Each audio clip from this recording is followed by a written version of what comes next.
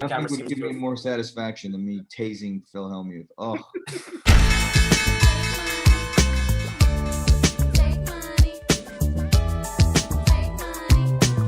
What's up, guys and girls? Welcome to StakeCenter, sponsored by Stake Kings and PokerFlops. With me is Dom and Rick, and today we have a very special guest for you guys, the magician himself, Antonio Esfandiari. But first, we'll start with Dom and the news. What's going on, Antonio? I do appreciate you coming on. Have a quick question about Poker After Dark. You've obviously played a lot of episodes on High Stakes Poker. Now Poker After Dark and High Stakes is coming back a little bit. Can you just talk about your recent experience compared to maybe 10 years ago playing in those lineups and now the lineups you're kind of playing in now? Yeah, I mean, it's just like a whole different ball game. Back then, I feel like nobody really knew how to play. There weren't computer solvers and all these things, and it was just a completely different game. It was like a bunch of people gathering at a table, having fun, gambling, but also having a really good time at the same time. And I just feel like poker shifted a little bit to more, work and a lot more serious. And so, I really enjoy being at a poker table, but I like to have a good time and I like to laugh and have the banter and all that. So, it's shifted a lot. And also the players are much tougher these days. So it's a whole different ball game. Follow-up question to that. We had last week, we were asking if we could stake anyone. Did you watch this season of High Stakes Poker so you know who's on there? No. I have two kids. I live by the beach. I hardly ever, So we've got Rick Solomon, Tom Dwan, Ivy, who else? Phil Hellmuth. Jason Coon's on there. Jason Coon's on there. If you could stake anyone, John Robert Ballon, anyone in that lineup, who would you stake? Wow.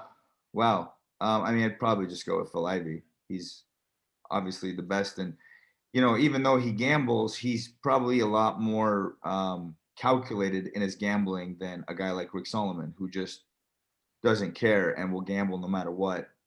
And Tom Dwan is a great player as well, but I just feel like Phil Ivey would probably be the safer bet. I certainly wouldn't bet on Hellmuth. Antonio, take your hat off. Take your hat off. We're live. Take your hat off. I want to know how you got such a nice haircut. Take my hat off. How you have such a nice haircut. Aren't the salons in California closed right now? My hair looks good. How you have such a nice hair? Although I don't have a leg to stand on after he destroyed me 3-0 on the duel. We weren't going to talk about it. I don't know if you guys ever saw, there was an episode I played in a few years ago where the gentleman on my right was thinking about calling a 13K bet. He took forever. I don't even remember his name. He took the chips, he counted them out, and he went forward like this through the chips, but then caught him in the air and brought his hand back. And I thought that was so out of line. And, I couldn't say anything at the time because I didn't know if that was a call or not a call. Anyway, I had the stone cold nuts. Yeah. And after another, X amount of time passed by, he finally called. And I said, "Do you want to chop?" It was on TV. He said no. And I showed him the nuts just to punish him for making that move on me. It felt so good. I can't tell you how good that felt. So he angles you, you give him an out, and he still doesn't take it, and then you get the max. That's pretty good. He thought he was a hero. Of course. That's pretty strong. We're going to get on to the staking part of the show, if you don't mind. First, we're going to take a look at last week's stakes. This week, we're going to run it back with Joey Wiseman. $125 on the first bullet and $125 on the third bullet. I'm going back to Joshua, Slayer fan, Postal. I'm going to have 20% of him. I have $406. So we're going to buy all of Dramatic Degens Tuesday 55's part 4. It was $200. But my main stake of the week is Greg Eason. He is not a poker player. The big money Golf Classic shootout in New Orleans. I was only able to buy 173 of his 2K that he sold on it. Okay, we're going to go to Ricky Pine to start. Ricky, who did you stake and how did it go? I staked somebody who didn't play a tournament. He cashed for me the week before. Slayer fan. They refunded my money. I had 20% of them in a fairly large tournament. So he did not cash for me. This week I'm going with Arlie Shaban. I don't know anything about him, but he has a 1.1 markup, and I'm getting $333. So I think 44 or 40% or so of $1,000 Turbo Series 128 max PKO that starts in 4 days. All right. So Arlie Shaban it is. PokerFlops Bob, who'd we go with? Well, last week I had Joey Weissman in the Venetian 5K WPT, which actually starts in 3 days. Oh, So shocker, because me and Rick are playing it. And you He didn't was know that. selling it before, and I thought it was the date of the tournament, but that was just the date you can buy it at. So we still have him in this week. So we'll see how that turns out. And this week I'm also staking Arlie Shaban. I've watched a couple of his Twitch streams. He's pretty funny. No 3, no ace. Keep it fucking clean. Yeah.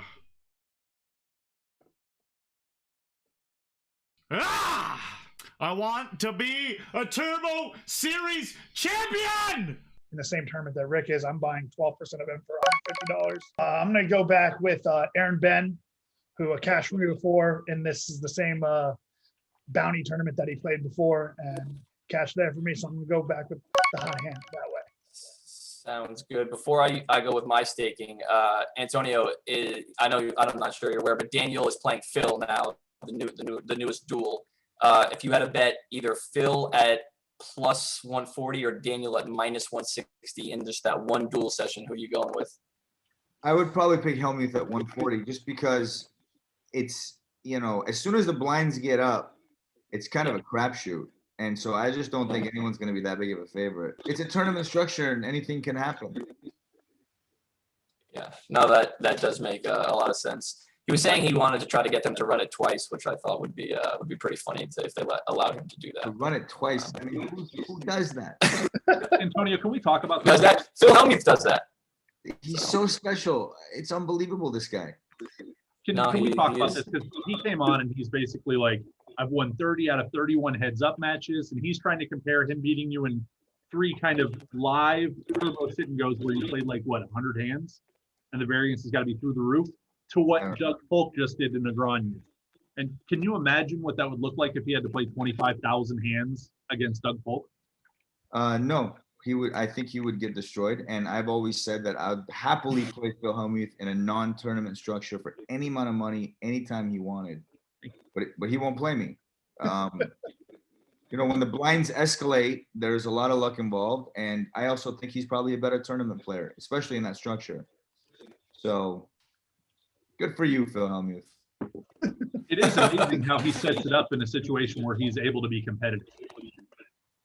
Right? Well, I don't think he set it up. I mean, that's just the way the show works. You can't, if you're making TV, the tournament has to end at a certain point. It can't just drag on forever. And so you've challenged him to longer sessions that would take away the variance, and he said no. I've been saying it for 15 years. Anytime he wants to play heads up for any amount of money and the winner shoots the loser with a taser gun, it's on the table. I'm not going to tell you again. Sit down on the curb. And what are you doing? Don't be grabbing on me.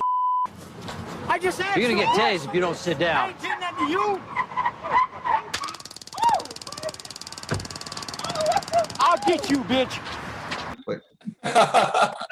Why hasn't that been? See, this is where like we need to get. He won't take it.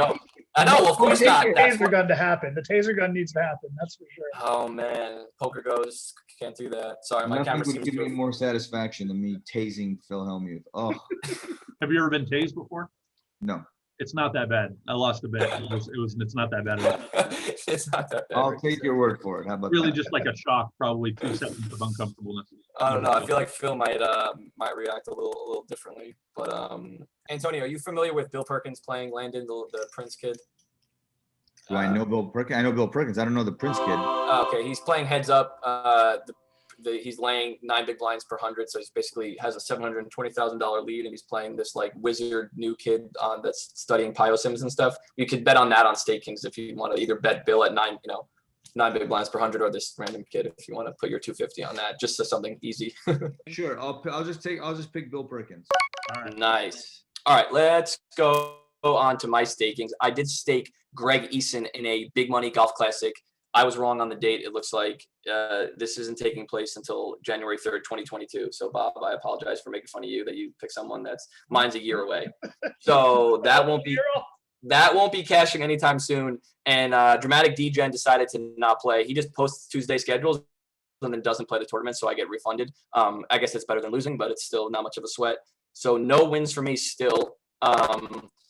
This week in the 215 60K 8 max, I beat Ebony in the live cash game pot. It was a fun pot. We were drunk. She was not happy about my play. I think I barreled off 9s on like a king high board and like got there on the river or something, and she wasn't very happy. So I hope me investing in her poker career now will help with that. And then her or boyfriend or Arlie Shaban in the 215 PKO. I'm going to support both of them. Look, I'm just giving the money back that I won from her. I think it was like a 2-5 game. So we're going to go with them. Staking all done. We're going to go on to sports. First, we're going to take a look at last week's picks. All right, I'm going to go out on a limb and go with NASCAR. The NASCAR race down in Homestead. Going to pick Kyle Busch, the M&M man. He's 10-2. When you talk winners, you just come this way. International cricket match between India and England this week. So I'll be betting 100 to win $50 on India over England in cricket. The Puerto Rican Open. I'm going with my man, Lucas Glover. All right, let's start with Ricky Pine. You're undefeated, I think. So who'd you have and did they win? Undefeated in sports, my cricket match, India with the new pink ball against England. They won in quick fashion and that moved on. So I think I'm 5-0 with a couple of bonus bets also correct. This week I'll be taking, because we have Antonio here today, I wanted to find somebody with Iranian roots. So I found Vladimir Marshalov, who probably is not from Iran, but I'm going to say he is. It didn't sound very Iran. Vladimir Marshalov, does that sound like somebody from Iran? No. He's a more table Russian, tennis. if you ask me. He's a table tennis player, and he's minus 160 over Oleg Shagrov in this week's table tennis open. Minus 160 is my Table tennis, cricket, table tennis, darts. What does this guy not know in sports? It's impressive. PokerFlops Bob, what do you got for us? Well, for last week, we had Kyle Busch in the NASCAR Homestead Speedway. Oh, yeah, 10-2. He's 10-2. How'd that go? 10-2. He got 9th. And there was a lot of confusion. I had a lot of people texting me during the week, like, oh, Busch is in second. Busch is in second. You're doing a great job. And I was like, no, guys, that's Kurt Busch. My Kyle Busch was in like 20th at the time. Unfortunate. But he did get 9th. So top 10 finish at 10-2. All right, top 10 finish at 10-2 or 5-1, whatever your book is offering. That's not a win in anybody's book. Before I pick mine, Antonio, I need to know your biggest prop bet win. Was it on that show? Is it or most? Actually, I guess it was the funniest one was the PCA one. But what's another one that you've won or lost or whatever prop bet was? Yeah, I've erased the PCA one from my memory bank. So okay, got it. I made a bet against Bill Perkins once for $500,000 that I could go 2 years without. No, 1 year. 1 year without. Can I speak freely on this show? I pissed my pants. Just a fucking dick in my hand. Holy shit! What am I, fucking chopped liver? Just gonna say cock in hand. Yeah. With no release. Got it. Release for a year. Anyway, I bought out after 9 days. So. I think. Go on. Yeah. That's the best. That I'm pretty sure Phil Ivey was talking about that once a long time ago. He made a steak bet. I remember back on the old high stakes episodes, like he couldn't eat steak and he also bought out, I believe. But he also brought up that one, I think. He bet Durham Million that he wouldn't eat steak for a year, and then he bought out after a couple months or something. Yep. Yeah. 9 days. It's 9 more days than I could have went. So that's fucking impressive. Impressive in my book. The thing was that I wasn't going to lose the bet because think about it. The first time you go to release, it's 500,000. Who's going to pay 500,000 to release? Not me, right? Yeah. So I just kind of hit me that I'm gonna have to go this whole year, and it didn't sound like fun. 500,000 would have been a really nice chunk of change, and I thought of it as this opportunity to kind of zen out and start meditating and focusing on things other than what Yeah. focus on sometimes. But after 9 days, I was just, I can't do it. I mean, I could have done it, but I didn't want to do it. And Bill was actually really kind in letting me out for a lesser penalty than I expected. Okay. All right. I'm 0 for 5. This is 0 for 4, I think. My Super Bowl props won. So that's 1 for 4. I'm going to give you a few, actually. I will give you Sam Burns at the Arnold Palmer Invitational this week, 40-1. Harris English. See, this is my new strategy, by the way. I just give a bunch of picks. At least I have a chance to win, Ricky. See like this. Harris English, 58-1. And then NBA All-Star game this weekend. If Joe Harris is in the three-point contest, take a shot at him, probably like -150. And then if Fred VanVleet, he'll be your long shot, probably like 4 or 5-1. Give Fred VanVleet a go. He's had a pretty decent NBA season, so shooting pretty well. Those would be my sport. What? All right. I got to Follow-up piggyback question, yeah. off of Dom with the basketball. There's a celebrity basketball game this weekend. Wow. Quavo and Jack Harlow versus Lil Baby and 2 Chainz. And we're going to have to go with Jack Harlow here. What is up with the fouling, and why would you say you're fouling so much out here? You are so fine, bro. You're really persistent. You're a great guy. What are you looking at, man? Sorry, I get so nervous when I talk to you, bro. My fault. You know, it's physical. That's the type of game we like. We're physical players. I just wish you were playing, dog, so I could guard you. I think we're going to go ahead and kick it to somebody else now. What the hell type of interview was that? You know, he has a song, Tyler Hero, the guy who plays for the Heat. He's been in South Beach working on his jumper this summer. My homeboy Tyler, he playing South Beach. He told me this summer he gonna fix my jumper. With Tyler Hero. So we're going to go with Jack Harlow there. And Quavo to beat Lil Baby and 2 Chainz. 2 Chainz can ball. All right, now it's time for the giveaway. So we're going to combine last week's entries. All you got to do this week is subscribe to the YouTube channel and comment for a second entry, and then you'll be registered for the giveaway. Extra, we will not rest. We're going to get Dom unbanned in Dramatic DJ's Twitch chat. So what I want you to do is go to Dramatic DJ on Instagram, comment unban at PokerFlops, and if Dramatic DJ unbans Dom from his Twitch chat, we're going to allow Dramatic DJ to pick the winner of the giveaway from those who commented on his Instagram post. If he does not unban Dom, then we will go with the regular giveaway where you just have to like and subscribe. Well, that does it for this week's episode of StakeCenter. Make sure to comment, like, and subscribe, and we'll see you back next week.